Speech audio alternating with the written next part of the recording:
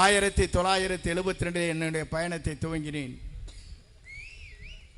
முதலே புரட்சி தலைவர் கோட்டைக்கு அவரோடு செல்லுகிற வாய்ப்பு எனக்கு கிடைத்தது.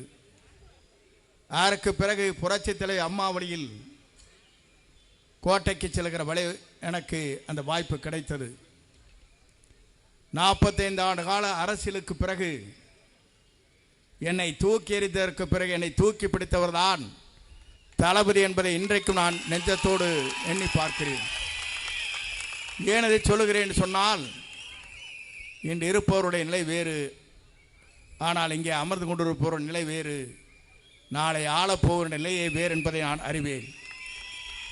நான் இதை குறிப்பிடுவதற்கு காரணம்,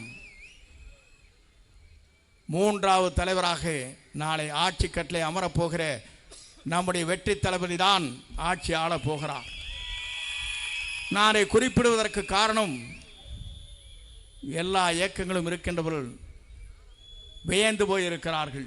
நாட்டிலே நாம் இன்றைக்கு கடலூரிலே பேசுகிறோம், கடலாக மக்கள் இங்கே கூடியிருக்கிறார்கள்.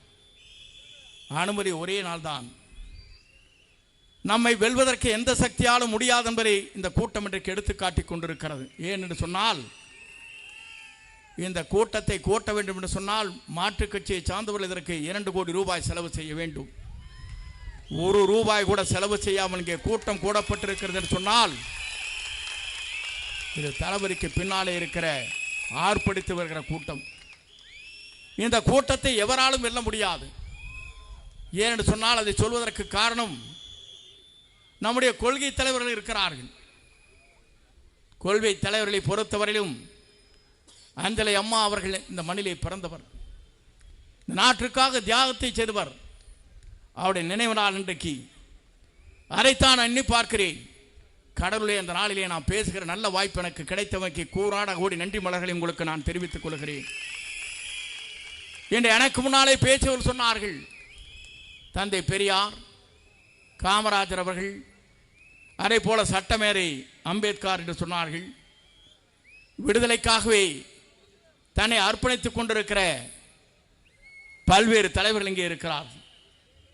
நம்மை பொறுத்தவரை நான் இன்னைக்கு எண்ணி பார்க்கிறேன், ஒரு வரலாறு படைக்கப்பட்டிருக்கிற இந்த கடவுளில் நாளை ஆட்சி மாற்றத்திற்கு இந்த கூட்டம் தான். நான் பார்க்கிற போது இங்கே குறைவான கூட்டம் இருக்குமா என்று நான் எண்ணி வந்தேன். ஆனால் வெற்றி விழா கூட்டத்தை போல இங்கே கூட்டம் கூடியிருக்கிற காட்சியை நான் காணுகிற போது, உங்களை வெல்வதற்கு எந்த சக்தியாலும் இனி தமிழகத்திலே முடியாது என்ற வரலாற்றை நீங்கள் படைக்கப் போகிறீர்கள். இந்த வரலாற்றுக்கு சொந்தக்காரர்கள் நீங்கள். இங்கே எனக்கு முன்னாலே உரையாற்றுவர் சொன்னார்கள், 2 ஆட்சிகள் தமிழ்நாட்டில் ஆண்டு இருக்கிறது. புரட்சி தலைவருக்கு பிறகு, புரட்சி தலைவர் அம்மாவுக்கு பிறகு ஆட்சி நடத்தியவர்கள் இன்றைக்கு ஆட்சி நடத்தி கொண்டிருக்கிறது. அத்தனை பேருக்கும் நான் இன்றைக்கு சொல்கிறேன், இன்றைக்கு திராவிட முன்னேற்ற கழகத்தை ஆட்சி கட்டிலிருந்து தூக்கி எறிவதற்கு ஒரே சக்தி தான் நம்முடைய தளபதி ஒருவரால் தான் முடியுமே தவிர எவராலும் முடியாது என்பதை நாட்டு மக்கள் ஏற்றுக்கொண்டிருக்கிறார்கள். நீங்கள் கவலைப்பட தேவையில்லை. சில பேர் இடையிலே வருகிறார். நான் இன்றைக்கு சொல்கிறேன் அவர்களுக்கெல்லாம், உங்களால் என்றைக்கும் திராவிட முன்னேற்ற கழகத்தை வீழ்த்த முடியாது.